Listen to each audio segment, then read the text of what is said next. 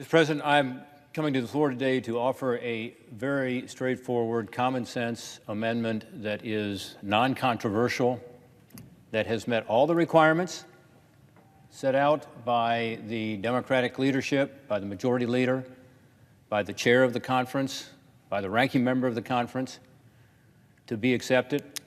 This is language that must accompany the research dollars that are part of the CHIPS Plus legislation that we are considering right now.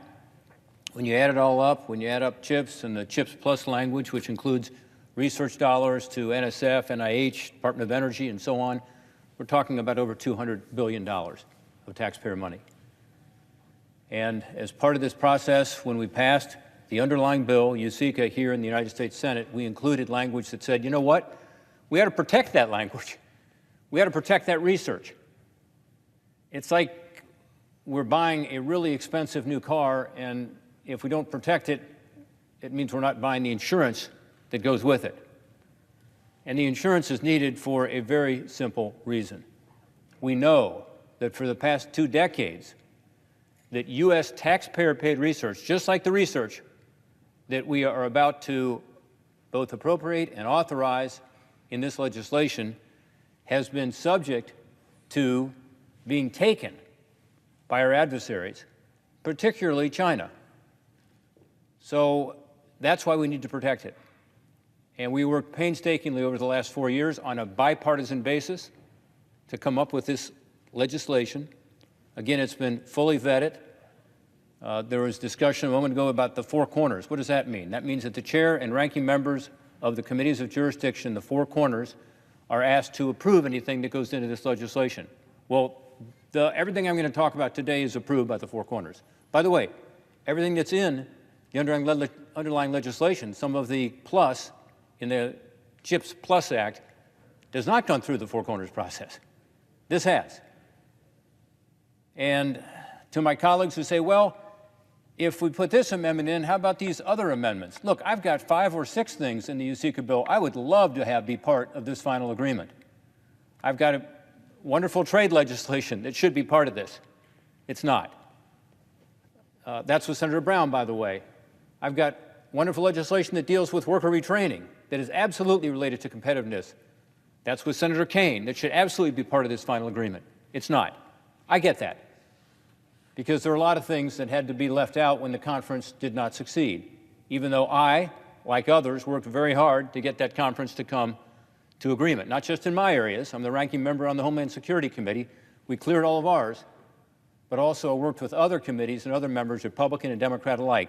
But I said from the start, we have to have this research security language in place if we're going to put out billions of dollars of new taxpayer dollars in terms of research. Otherwise, it is irresponsible. So the amendment I'm offering today is a skinny-down version of what passed in USICA already. It's a skinny-down version of what I was proposing, because some people thought there were some concerns in the House, actually among Republicans, interestingly, about some of these aspects. So we have just taken those out. We've made this totally non-controversial, 4 corners, fits like a glove with what we are talking about, which is the new research dollars. That's what this is all about. It should not be surprising that there's a lot of bipartisan support for this. There has been from the start. Why? Because everybody knows this is a grave threat to our national security if we do not protect American research. The director of the FBI, Christopher Wray, recently warned, and I quote, "The greatest long-term threat to our nation's information and intellectual property and to our economic vitality is the counterintelligence and economic espionage threat from China. It's a threat to our economic security and, by extension, our national security."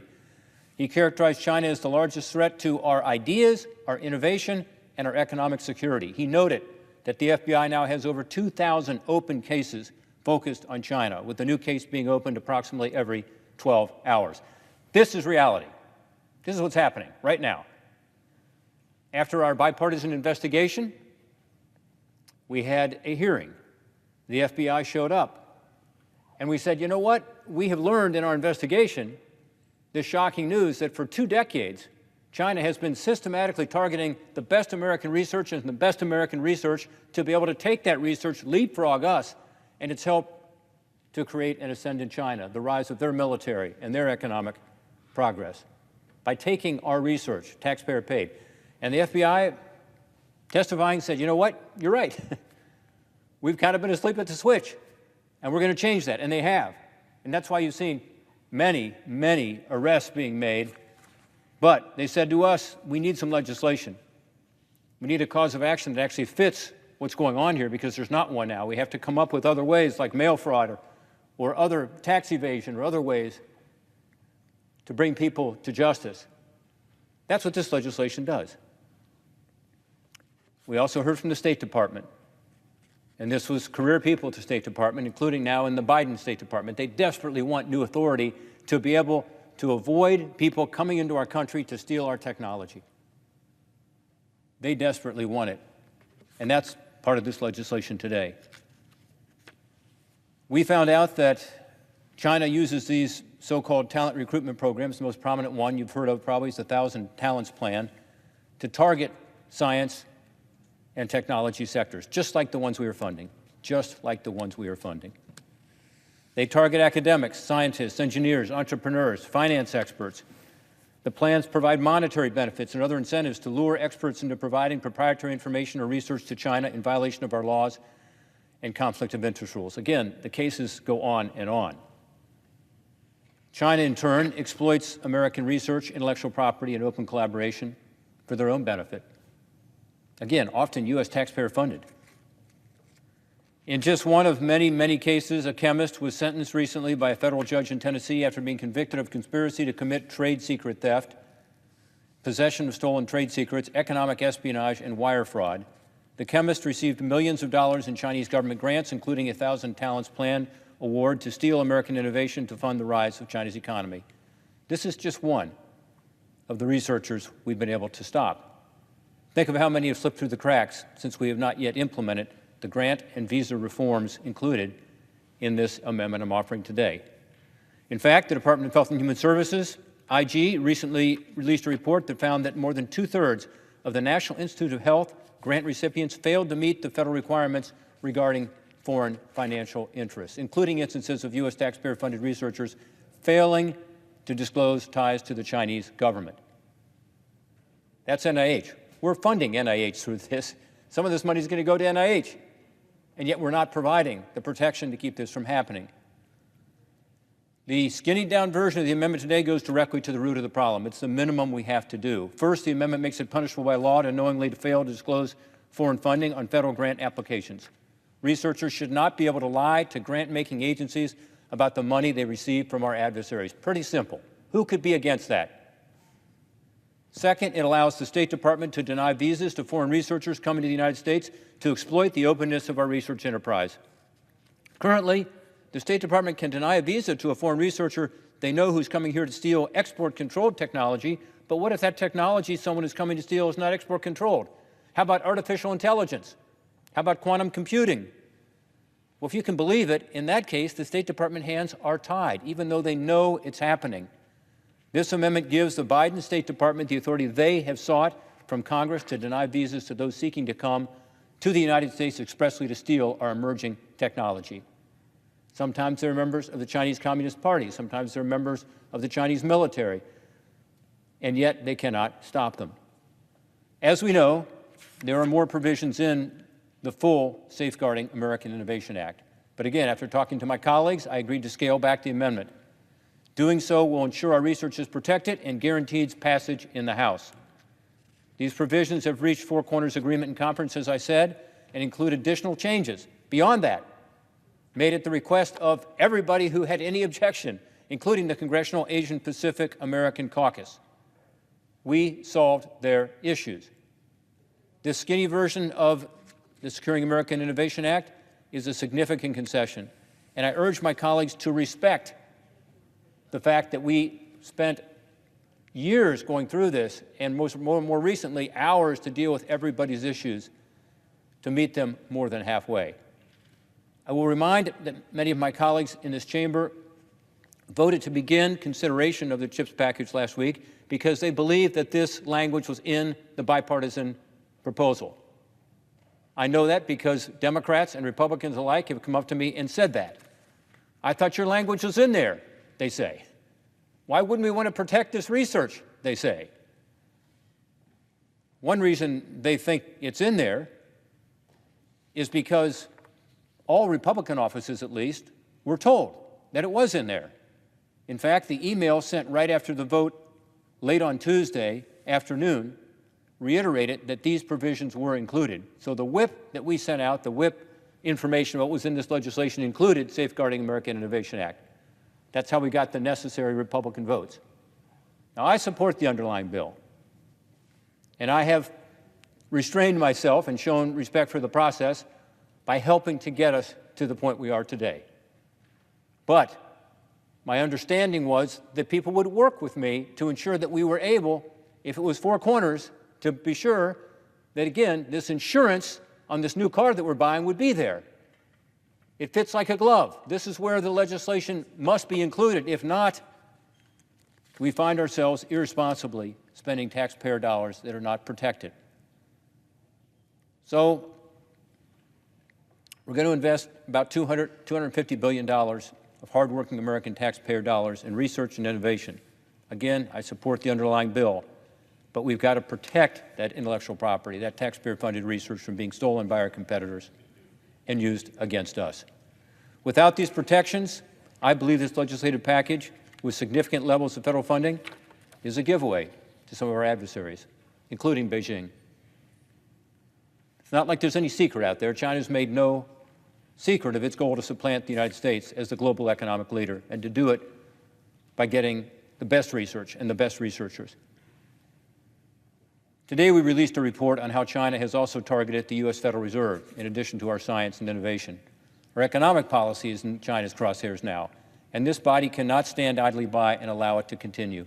We must act, and that means including, at a minimum, this skinnied version of the Safeguarding American Innovation Act provisions. Failure to do so will harm our national security and our economic strength in the face of an ascendant China. So, to my colleagues, please do not block this very simple request. We've done everything right. We've gone through the process.